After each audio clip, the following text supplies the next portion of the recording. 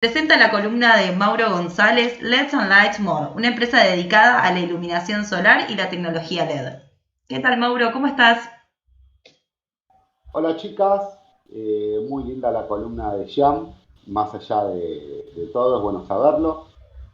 Pasemos a algo un poquito más para arriba, un poquito menos feo de la situación. Vamos a hablar de personajes que estuvieron en la historia, que fueron partícipes ineludibles de toda la filosofía, de la demostración del formato de la filosofía. Porque nosotros hablamos de filósofos, de Platón, de Aristóteles y demás, pero bueno, hay personajes que eran de la ciencia que, que llevaron a que cada una de las actividades se demostrasen tal cual se predijeron.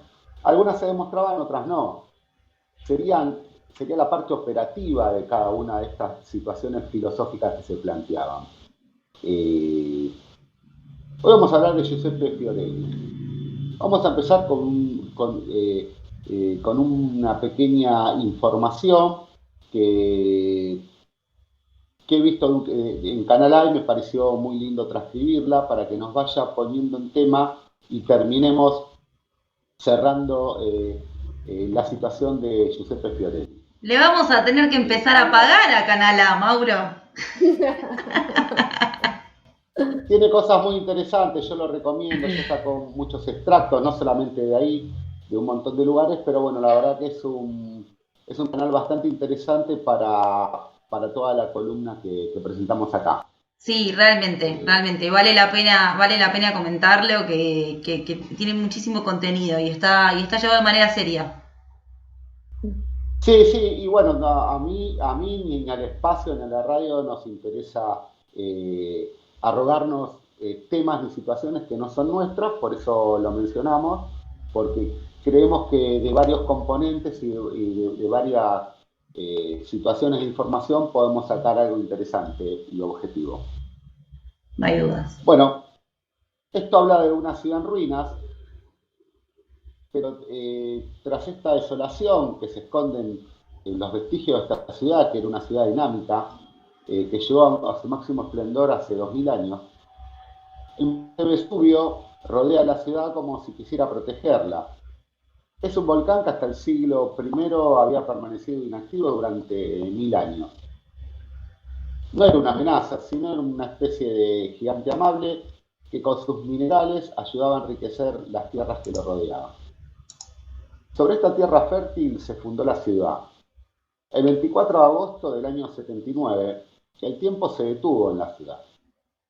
Los ciudadanos habían empezado el día como cualquier otro, pero de repente el monte Vesubio hizo erupción y nadie lo esperaba. En un abrir y cerrar de ojos, millones de toneladas de cenizas y escombros cayeron sobre la ciudad y todos sus habitantes. Quedaron sepultados bajo las cenizas. Los restos del imperio, el redescubrimiento de esta ciudad fue un milagro. La ciudad quedó enterrada bajo 4 metros de cenizas volcánicas y lava. Un granjero, de casualidad, haciendo una excavación, descubrió por accidente los restos de esta ciudad, que había sido tan esplendorosa y que contenían huellas vívidas del antiguo imperio. Ya pasaron 300 años de las primeras excavaciones. Al principio se trabajó con mucha imprudencia. De hecho, esto se debió a que las excavaciones las hacían básicamente buscadores de tesoros de la época. Pero en el año 1860 aproximadamente, esa imprudencia llegó a su fin. El hombre responsable de sistematizar el nivel arqueológico de las excavaciones justamente fue Giuseppe Fiorelli. Mm. Pero durante los trabajos de excavación, Fiorelli se encontró con un misterio. Eh, una ciudad completa había sido sepultada bajo los escombros y cenizas volcánicas, eh, pero había muy pocos restos humanos que habían podido desenterrar. No había señales de sus habitantes prácticamente. En una casa que estaban desenterrando, con el mayor de los cuidados arqueológicos que ya había empezado a ejercer Fiorelli, encontraron una mesa completamente armada y servida a punto de ser consumida con todos sus objetos.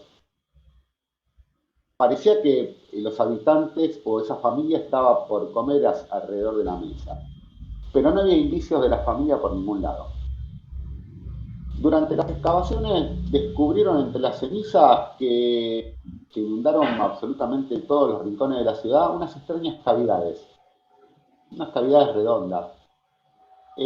Fiorelli, al ver estas cavidades constantemente, decidió llenar estas cavidades misteriosas con un yeso.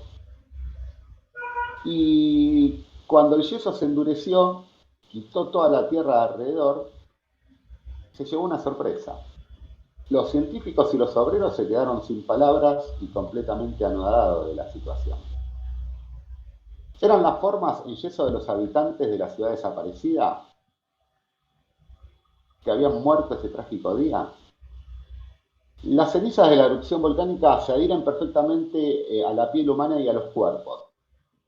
Esta ceniza con el paso del tiempo se solidifica y queda pegada en la carne.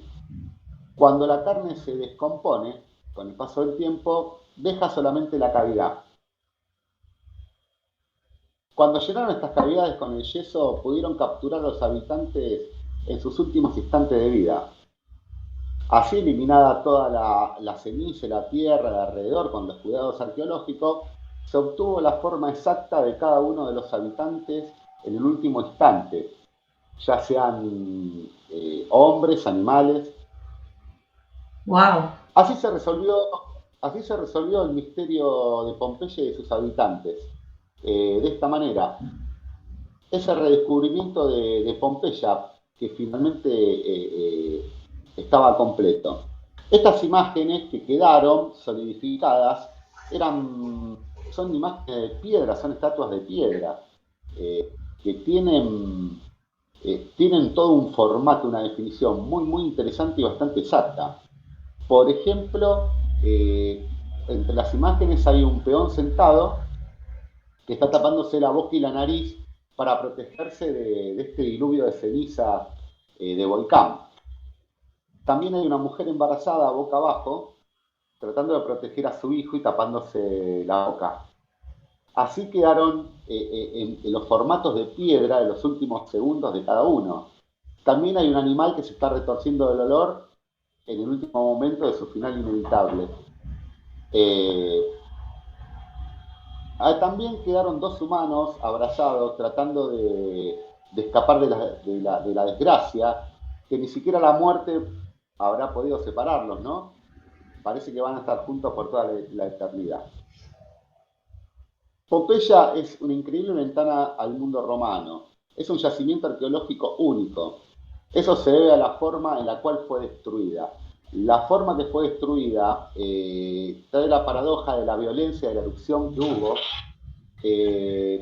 Conservó la intimidad de la ciudad eh, mejor que ninguna otra forma.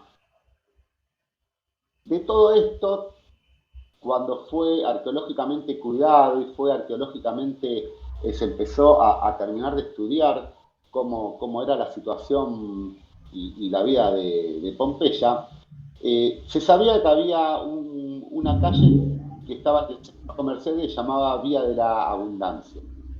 Era un destino popular para los habitantes. Ahí existían instalaciones de comida rápida, panadería, lavandería y demás puestos que exhibían sus productos. Frente a la entrada, este pasadizo de la Vía de la Abundancia, había jarrones para orinar. Esos jarrones para orinar se utilizaban para lavar la ropa. Se supo muchos siglos después que en Roma se lavaba la ropa con la orina, con la mezcla de la orina y el agua. También había imágenes fálicas masculinas grabadas en la calle de los alrededores. Esto no se sabe bien si eran prostíbulos o eran símbolos de buena suerte para los comerciantes. Esta parte todavía no se tiene con claridad cuál era el fin.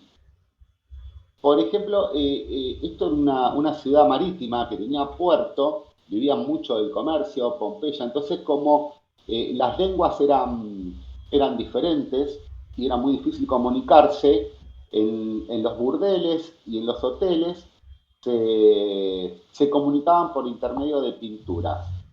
Entonces, vos entrabas al local y de acuerdo a la pintura que había, era si podías tener, si era un lugar para dormir o un burdel o un lugar para tener relaciones sexuales.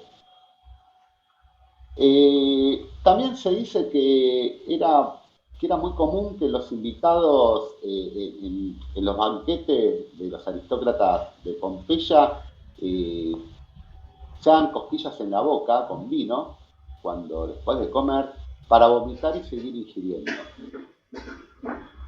Lo último que podemos decir es que había una gran desigualdad de la riqueza. Pero lo que sí, el emperador aseguraba la comida para toda la población, que era pan. Y parte de ese pan lo compartían, lo donaban los de la aristocracia de Pompeya, como para que la gente del pueblo no los vea con resquemor.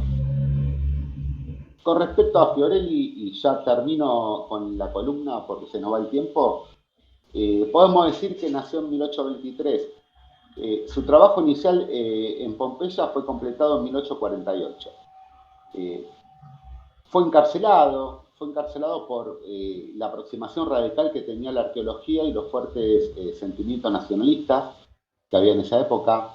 Mientras era director de la excavación, introdujo un sistema totalmente nuevo para el proyecto, lo cual constituyó una mejora para la preservación y para el descubrimiento de todo lo que acabamos de comentar. Eh, Podemos completar y terminar que Fiorelli, conocido por sus calcos de yeso, tal cual pasó en esta situación, y este proceso se bautizó el proceso de Fiorelli. Mira qué bien. Bueno, igual, Mauro, nos pasaste, te digo, por todas las sensaciones a lo largo de tu relato. Yo creo que se habrá visto en las caras que pusimos Ana y yo a lo largo de tu columna. A mí me quedaron ahí. Las caras de ustedes me asustan, no sé si se escucha ruido de fondo, no, si están pensando, si pasó algo en producción, pero bueno, yo sigo para adelante, ¿qué voy a hacer? Está muy bien, está muy bien. Somos así. No, coincido con Cata. Primero es impresionante las cosas que contaste. Bueno, uno más o menos por ahí la historia la conocía. Qué lindo descubrir una ciudad entera en esas condiciones encima. Increíble. Fue muy complicado hacer toda la situación porque bueno, te olvides que estaba 4 metros bajo toda esta lava y toda esta ceniza, entonces bueno, los procedimientos fueron muy meticulosos, pero gracias a eso, bueno, se pudo reconstruir gran parte de la historia de Pompeya y bueno. Y de los romanos también, yo creo que ha ayudado mucho al conocimiento del Imperio Romano justamente este hecho catastrófico, esta explosión del Vesubio que terminó en algún punto llegar a la conservación de esta ciudad y que pueda llegar a hoy en día. Digo, esto se descubrió hace 300 años más o menos. Digo, dentro de lo que es la historia, está dentro de nuestra historia reciente, si no me confundo. La diferencia con Roma es que Roma fue mutando de una manera u otra y no fue destruida por completo. La diferencia con esto es, como decía en uno de los párrafos, que a raíz de la situación que fue de golpe y cómo fue destruida, quedó todo tal cual como estaba, hasta la mesa servida para que coma la familia. Entonces, entró dentro de la intimidad de lo que era Pompeya, que era una ciudad, una metrópolis importantísima en ese momento, si no era la más importante. Sí, y quería adicionar también en cuanto, por ahí es un dato tonto, pero se me ocurrió en el momento que por ahí alguno de nuestros oyentes no lo tenía. Recordemos que el Imperio Romano es uno de los primeros imperios en donde se permite el ser cosmopolita, es decir, que haya extranjeros que vivan con nosotros. La convivencia del extranjero con la persona que corresponde a la región. Entonces era muy importante estos carteles porque no todos hablaban el mismo idioma, digamos. Tenemos que entender que el Imperio Romano empieza a tener ciudades en donde hay determinados personajes que hablan distintos idiomas y que coexisten y que cohabitan ese espacio. Entonces la señalética era muy importante para el entendimiento, digo, cuando venía un forastero o alguien que no era de esa ciudad en particular. Recordemos también que a su vez esta característica de imperio tenía esta condición en donde uno se iba moviendo de ciudades romanas a lo largo de lo largo y ancho y de la extensión del imperio, justamente. Sí, sobre todo el transporte marítimo, que era el que había lo que sería internacional. Y no te olvides que ese imperio era un imperio que consumía mucha cantidad de productos y bueno, a raíz de eso era que tenía toda la variedad de razas y de religiones y de etnias. Sí, sí. Y me hiciste acordar también todo lo que falta todavía por descubrir. Había leído justo una nota que salió el fin de semana, no sé si tuviste oportunidad de verla, que encontraron en Pompeya un carruaje ceremonial romano, casi en perfectas condiciones, con madera mineralizada, pequeños pedazos de material orgánico que podrían ser las cuerdas. Y bueno, no se sabe muy bien cuál era la funcionalidad, se entiende que era para ceremonias, para días festivos, pero qué increíble también todo lo que falta todavía por seguir encontrando y estudiando, ¿no? Por supuesto, detrás de cada hallazgo también viene toda una interpretación y un estudio. Y vi la noticia, pero vamos a ver cómo termina el estudio de lo que hagan de eso, a ver si pueden regenerar en la historia para qué servía y para qué se utilizaba. Sí, sí, increíble.